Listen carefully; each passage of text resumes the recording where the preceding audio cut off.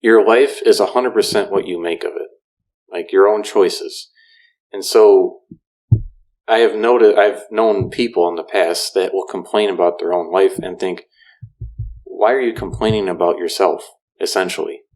I remember hearing about a man, and I don't know who wrote this, but it was a man who was put into a Russian gulag, which is basically a work camp in the Soviet Union. And at that point, he was sitting in his jail cell or his room or whatever housing arrangement he was in and thinking, I don't deserve this. The Soviets came into my home, took me, probably put a bag over his head, put me in a train car, and now I'm here. And this is, more than likely all because of his religion. Like, he just was thinking, why am I here?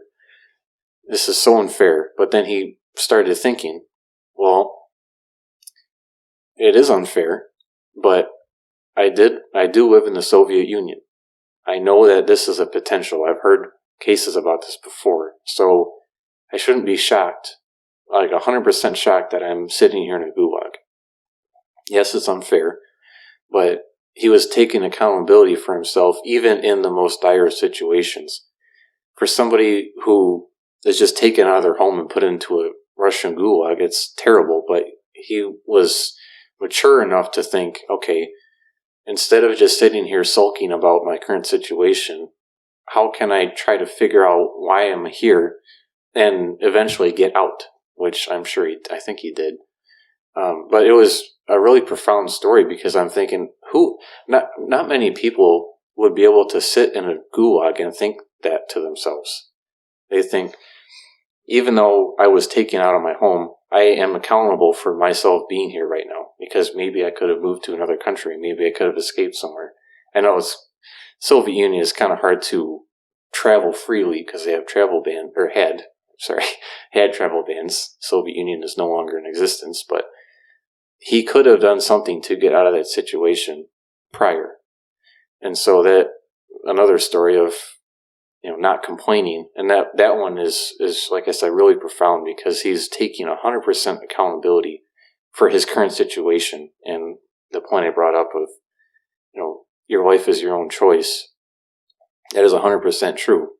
If you're not making enough money, you think, what choice of a job did I pick? Am I happy or unhappy with that choice? And do I have enough motivation to change? Right? It's you have to, like you were saying, a third-party view of yourself. How can I improve on my situation of my own choices if I do not like my current state? Don't just sit there and complain, I don't have enough money. Well, go and get some more. Right? We live in America. This is a free country. You can take advantage of the capitalist system. Whether or not you agree with capitalism doesn't really matter.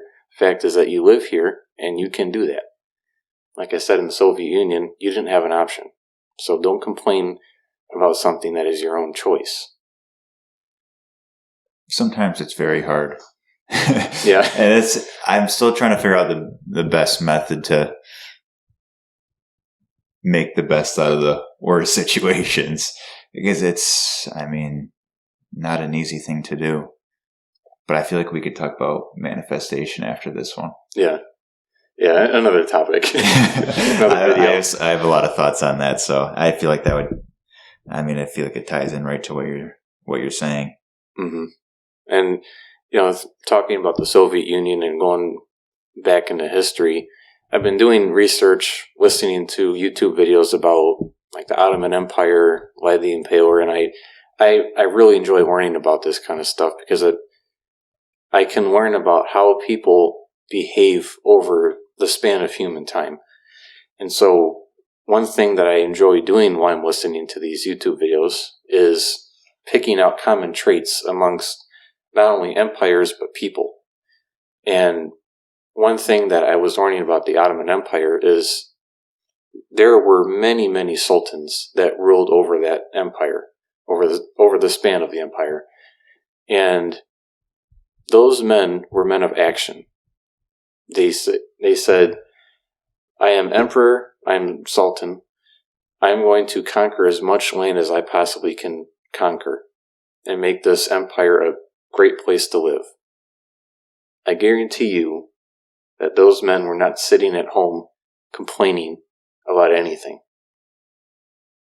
Like, the people of that empire expected great things of those people, of those emperors, those sultans. Complaining is going to do nothing. Complaining is not going to fix any tax problems that they have. Complaining is not going to ward away any potential invaders that are going to come and kill their people and take their possessions. That's not going to do anything. So those people, even way back then, and I'm sure even in the Byzantine Empire, Roman Empire, and before then, they knew that complaining was a complete waste of time. They were in positions of power, and complaining is a weak tactic, does not last long as an emperor. So I just have to think, these are role models of history. These men are still known today because of their actions. They're not known because of their complaints. Right? So I just think, I like to use these people, and I think everybody else should too, as role models. Think, okay, maybe you can come up with a list of 5 different traits, 10 different traits of these leaders. And you think, how can I emulate these people to the best of my ability?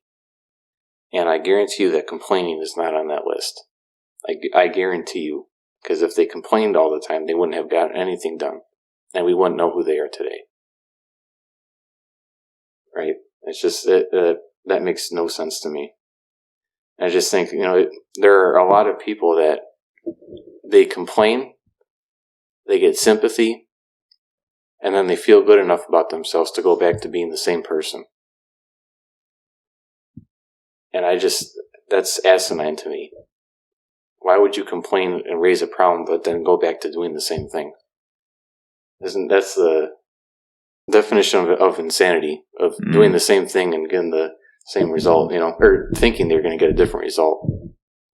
Makes no sense.